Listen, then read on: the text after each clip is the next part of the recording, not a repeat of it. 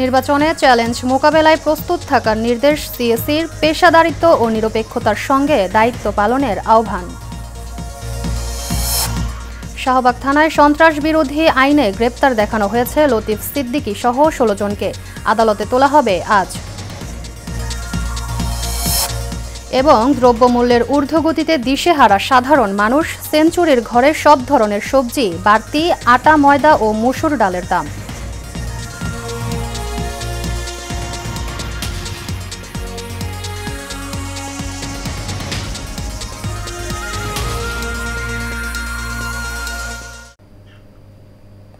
স্বাগত এশিয়ান নিউজে। আপনাদের সাথে আছি আমি মুক্তা ইসলাম। এতক্ষণ শুনছিলেন বিআরবি কেবল ইন্ডাস্ট্রিজ লিমিটেড সংবাদ শিরোনাম, এবার বিস্তারিত।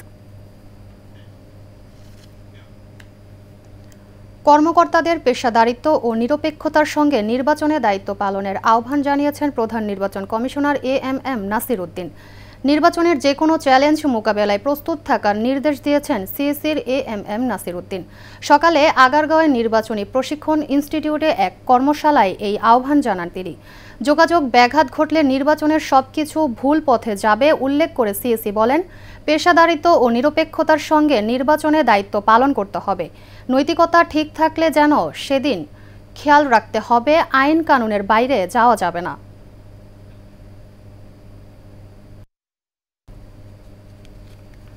রাজধানীর শাহবাগ থানার সন্ত্রাস বিরোধী আইনের মামলায় সাবেক মন্ত্রী লতিফ সিদ্দিকী সহ ১৬ জনকে আজ আদালতে তোলা হবে। বৃহস্পতিবার রাতে গ্রেপ্তারের বিষয়টি নিশ্চিত করেন ঢাকা মহানগর গোয়েন্দা পুলিশের যুগ্ম কমিশনার মোহাম্মদ নাসিরুল ইসলাম। তিনি বলেন, লতিফ সিদ্দিকী সহ ১৬ জনের বিরুদ্ধে আজকের ঘটনায় সন্ত্রাস দমন আইনে শাহবাগ থানায় করা মামলায় তাদের গ্রেপ্তার দেখানো হয়েছে। এর আগে বৃহস্পতিবার দুপুরে ঢাকা রিপোর্টার্স ইউনিটি থেকে লতিফ সিদ্দিকী সহ অন্যদেরকে আটক করে পুলিশ। অনাকাঙ্ক্ষিত পরিস্থিতি এড়াতে তাকে সহ অন্যদের ডিবি হেফাজতে নেওয়া হয়েছে এবং রাতে সন্ত্রাস বিরোধী আইনে গ্রেপ্তার দেখানো হয়েছে।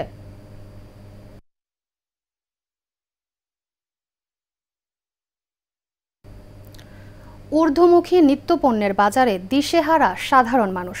সরবরাহ কমের অজুহাতে সেঞ্চুরির ঘরে সব ধরনের সবজির দাম। সপ্তাহের ব্যবধানে দাম বেড়েছে আটা, ময়দা ও মসুর ডালের। বাড়তি দামে বিক্রি হচ্ছে মাছ, মুরগি ও ডিম। ক্রেতারা বলছেন, বাজার নিয়ন্ত্রণে উদ্যোগ না থাকায় ইচ্ছে মতো দাম বাড়াচ্ছেন ক্রেতারা। বিস্তারিত ওয়ালিদ সিদ্দিকীর রিপোর্টে।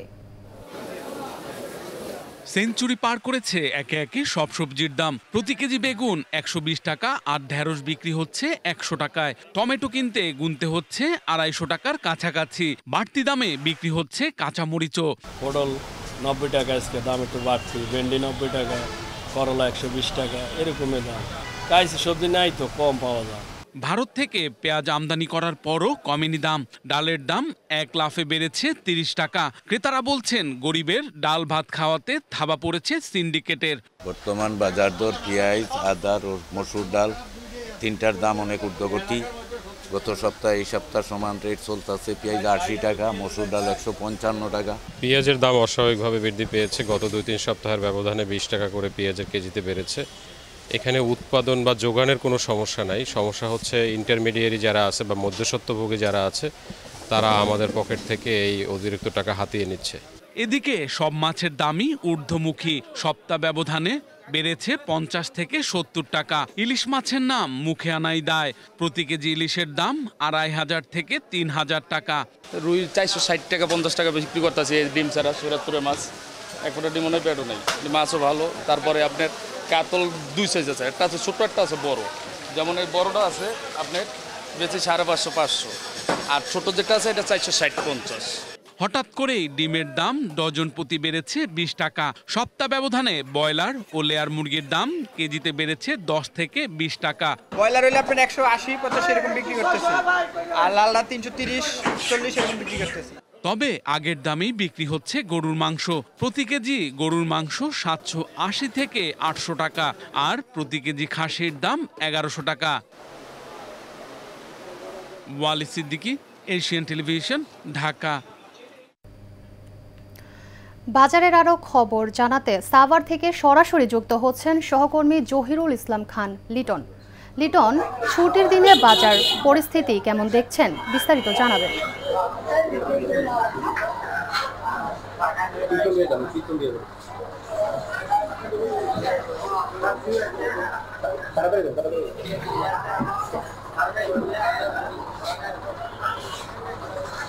মুক্তা, আপনি জানেন যে সবজির দামের উপরে যখন সাধারণ ক্রেতাদের না বিশ্বাস উঠেছিল, ঠিক সেই সময় যেন সবজির দামের রেশ স্থির হতে না হতেই কিন্তু আবার দাম বেড়েছে। যে অন্যান্য নিত্য প্রয়োজনীয় যে দ্রব্য রয়েছে সেগুলোর দামও কিন্তু বেড়েছে। আমরা দেখেছি যে আজকে সাভারের বাজারে কিন্তু বেড়েছে কাঁচামরিচের দাম। গতকালকেও যেই কাঁচামরিচ ছিল 130 টাকা দরে বিক্রি হতো, সেই কাঁচামরিচ কিন্তু আজকে বিক্রি হচ্ছে 200 টাকা। এবং টমেটোর কেজি কিন্তু একটু দাম কমেছে টমেটোর, সেই টমেটো 200 টাকা টমেটো কিন্তু আজকে বিক্রি হচ্ছে 140 টাকা। এবং দাম কমেছে কিন্তু গাজরেরও, 140 টাকার গাজর কিন্তু 120 টাকা ধরে বিক্রি হচ্ছে। এবং এছাড়া অন্যান্য যে সবজি রয়েছে সেগুলোর দাম কিন্তু অনেক বেশি বেড়েছে এবং বাড়তি রয়েছে। আজকে কিন্তু পালং শাক বিক্রি হচ্ছে 60 টাকা, যে পালং শাকটি ছিল সেটি আজকে বিক্রি হচ্ছে কিন্তু 80 টাকা কেজি ধরে। এবং পুঁই শাকের দামও কিন্তু বেড়েছে এবং পেঁয়াজের দাম কিন্তু স্থির রয়েছে। গত সপ্তাহে যে আমরা পেঁয়াজ দেখেছি, যে পেঁয়াজ 80 টাকা কেজি ধরে বিক্রি হচ্ছিল, সেই পেঁয়াজ কিন্তু আজকে বাজারে 80 টাকায় বিক্রি হচ্ছে। এবং মূলার দাম কিন্তু বেড়েছে, 60 টাকার মূলা কিন্তু আজকে বিক্রি হচ্ছে 80 টাকা কেজি ধরে। এবং আটার দাম, আপনি জানেন যে নিত্য প্রয়োজনীয় দ্রব্যের মধ্যে যেটি রয়েছে আটা, সেই আটার দাম কিন্তু খোলা আটা যেটি রয়েছে সেটি অনেক বেশি বেড়েছে। 40 টাকার আটা কিন্তু আজকে বিক্রি হচ্ছে 46 থেকে 48 টাকা। এবং ডালের দামও বেড়েছে। আজকে যে ক্যাঙ্গারু নামক যে আমাদের দেশি যে ডালটি রয়েছে, সেই ডালটি কিন্তু 150 টাকার ডাল কিন্তু 160 টাকা কেজি দরে বিক্রি হচ্ছে। এবং মাছের কথা যদি বলি, যে মাছ কিন্তু বাজারে অনেক কম দেখা যাচ্ছে এবং কম দেখা যাওয়ার কারণে কিন্তু মাছের দামও কিন্তু অনেক বাড়তি রয়েছে। আমরা এই বিষয়টি নিয়ে মাছ বিক্রেতাদের সাথে কথা বললে মাছ বিক্রেতারা যেমনটি বলছেন, তারা বলছেন যে চারিদিকে পানি বেশি থাকার কারণে মাছ শিকার করতে অনেকটাই কষ্ট হচ্ছে, তাই তারা কিন্তু মাছ ধরতে পারতেছেন না, এমনটাই কিন্তু তারা বলছেন। পাশাপাশি যদি মাংসের যে দাম রয়েছে, সেই মাংসের দাম কিন্তু স্থির রয়েছে। গরুর মাংস গত সপ্তাহে যে গরুর মাংস 750 টাকা বিক্রি হচ্ছে, আজকেও কিন্তু তাই বিক্রি হচ্ছে। পাশাপাশি বিক্রি হচ্ছে কিন্তু খাসির মাংসের দামও অপরিবর্তিত রয়েছে। এবং মুরগির দাম কিন্তু আজকে আমরা দেখেছি, ব্রয়লার মুরগি যেটি রয়েছে সেটির দাম কেজি প্রতি 5 টাকা বেড়েছে, তথা 175 থেকে 180 টাকা কেজি দরে ব্রয়লার মুরগি বিক্রি হচ্ছে। এবং সোনালী মুরগির দাম কিন্তু 320 টাকা কেজি দরে বিক্রি হচ্ছে। তো এই ছিল আমার কাছে সাভার থেকে সবজির বাজার এবং নিত্য প্রয়োজনীয় দ্রব্য রয়েছে তার এখনকার মতো সর্বশেষ তথ্য। ধন্যবাদ আপনাকে। পিআর পদ্ধতি নির্বাচন বাংলাদেশের জন্য উপযুক্ত ব্যবস্থা নয় বলে মন্তব্য করেছেন বিএনপির সিনিয়র যুগ্ম মহাসচিব রুহুল কবির রিজভী। জানান, 5 আগস্ট ত্যাগ ও অর্জনকে বিভ্রান্ত করতে পারি না। জামালপুরের দেওয়ানগঞ্জ বালিকা উচ্চ বিদ্যালয় মাঠে দলের কর্মী সমাবেশে এবং গণ অভ্যুত্থান শহীদ ও আহত পরিবারকে রিকশা বিতরণ এবং আর্থিক সহায়তা প্রদান অনুষ্ঠানে একথা বলেন তিনি। জামালপুর ফিরে এসে আনসার ইসলামের ক্যামেরায় আরও জানাচ্ছেন সাইফুল ইসলাম নয়ন। গত 16 বছর পর জামালপুর জেলার দেওয়ানগঞ্জ বালিকা উচ্চ বিদ্যালয় মাঠে বিএনপির ভারপ্রাপ্ত চেয়ারম্যান তারেক রহমানের নির্দেশে আমরা বিএনপি পরিবারের উদ্যোগে চিকিৎসা সহায়তা এবং আর্থিক সহায়তা প্রদান অনুষ্ঠিত হয়েছে। এ সময় বক্তারা বলেন, তারেক রহমানের নির্দেশে বিএনপি পরিবার সারা দেশের মানুষের কল্যাণে কাজ করে যাবে। জনাব তারেক রহমানের নির্দেশে আমরা বিএনপি পরিবার ছুটে চলেছি বাংলাদেশের টেকনাফ থেকে তেঁতুলিয়া, রূপসা থেকে পাতুরিয়া পর্যন্ত। আমাদের প্রত্যেকেরই কাজ এবং দায়িত্ব হচ্ছে আমাদের পাশে যার যেখানে যা প্রয়োজন আমাদের সাধ্যমতো আমাদের সহায়তা দিয়ে, সেটা সবসময় শুধু আর্থিক হবে এমন কোনো কথা নেই।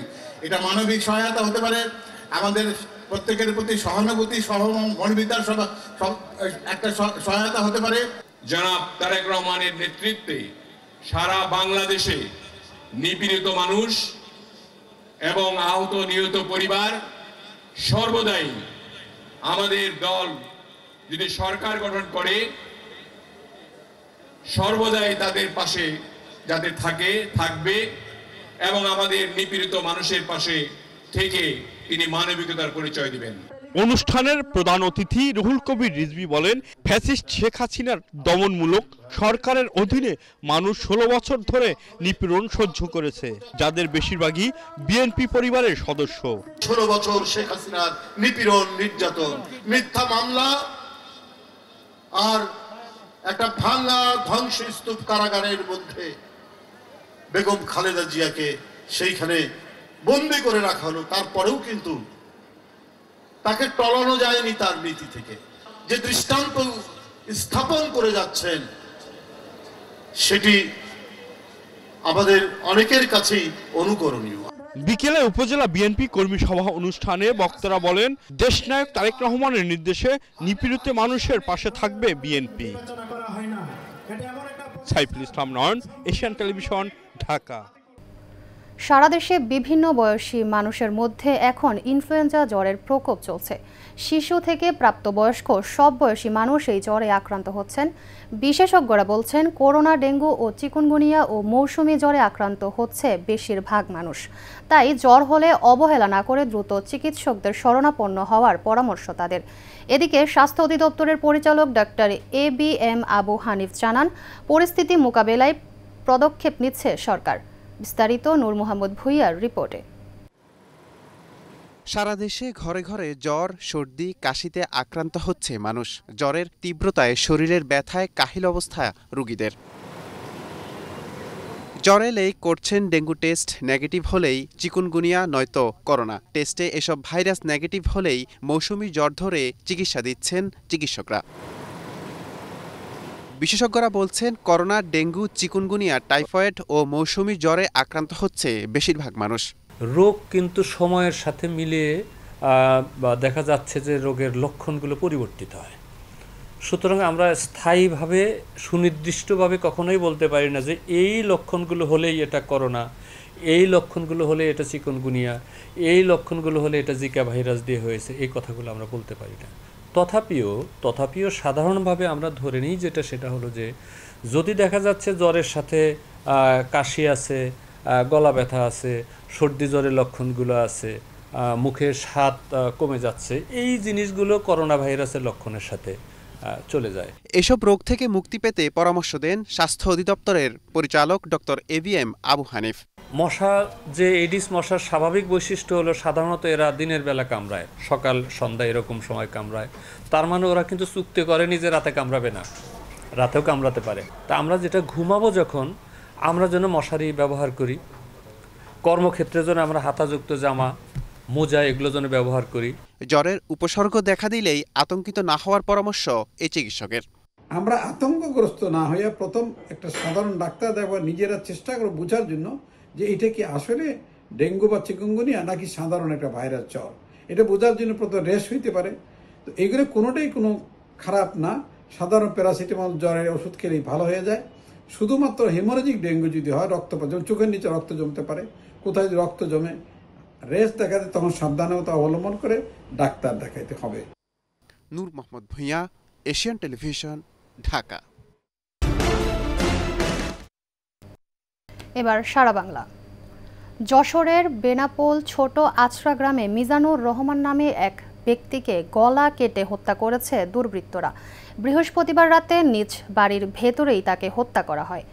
মিজানুরের স্ত্রী জানান, তার স্বামীর সহকারী হিসেবে একজন ভ্যান চালক কাজ করতেন। রাত 2:30টার দিকে ওই ভ্যান চালক এসে গরু জবাইয়ের কাজে যাওয়ার জন্য ডাকতে থাকেন। তখন তিনি ঘর থেকে বের হয়ে দেখেন তার স্বামী উঠানে রক্তাক্ত অবস্থায় পড়ে আছেন। বেনাপোল পোর্ট থানার ভারপ্রাপ্ত কর্মকর্তা মোহাম্মদ রাসেল মিয়া জানান, খবর পেয়ে মরদেহটি উদ্ধার করে যশোর জেনারেল হাসপাতালে পাঠানো হয়েছে। কে বা কারা হত্যা করেছে তা খতিয়ে দেখা হচ্ছে। রাজধানীর খিলগাঁওয়ে পল্লিমা সংসদের উদ্যোগে স্কুল এবং কলেজ টেবিল টেনিস টুর্নামেন্টের উদ্বোধন করা হয়েছে। সকালে চৌধুরীপাড়ায় পল্লিমা সংসদ ভবনে বাংলাদেশ টেবিল টেনিস ফেডারেশনের সহযোগিতায় 2 দিনব্যাপী এই টুর্নামেন্টের উদ্বোধন করা হয়। পল্লিমা ক্রীড়া পরিষদের চেয়ারম্যান সাইফুল আলম লালিমের সভাপতিত্বে এতে প্রধান অতিথি ছিলেন বাংলাদেশ টেবিল টেনিস ফেডারেশনের সাধারণ সম্পাদক ক্যাপ্টেন AM মাকসুদ আহমেদ। বিশেষ অতিথি ছিলেন পল্লিমা সংসদের সভাপতি আনিসুর রহমান লিটন সহ অনেকে। টুর্নামেন্টে 21টি স্কুল ও কলেজে 229টি জন্য প্রতিযোগিতায় অংশগ্রহণ করেছে। নকআউট ভিত্তিক এই খেলায় ফাইনাল বিকাল 5টায়।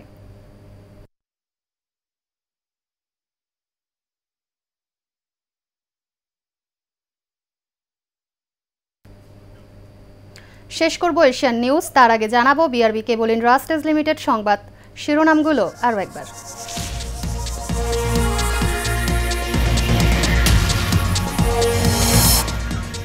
এবারে জাতীয় নির্বাচন হবে ঝুঁকিপূর্ণ বললেন নির্বাচন কমিশনার আনোয়ারুল। কেউ অন্যায় করলে ছাড় নয়। শাহবাগ থানায় সন্ত্রাস বিরোধী আইনে গ্রেপ্তার দেখানো হয়েছে লতিফ সিদ্দিকী সহ 16 জনকে। আদালতে তোলা হবে আজ। এবং দ্রব্যমূল্যের ঊর্ধ্বগতিতে দিশেহারা সাধারণ মানুষ। সেঞ্চুরির ঘরে সব ধরনের সবজি, বাড়তি আটা ময়দা ও মসুর ডালের দাম। এশিয়ান নিউজ এই পর্যন্তই। পরবর্তী সংবাদ দেখার আমন্ত্রণ রইল। আল্লাহ হাফেজ।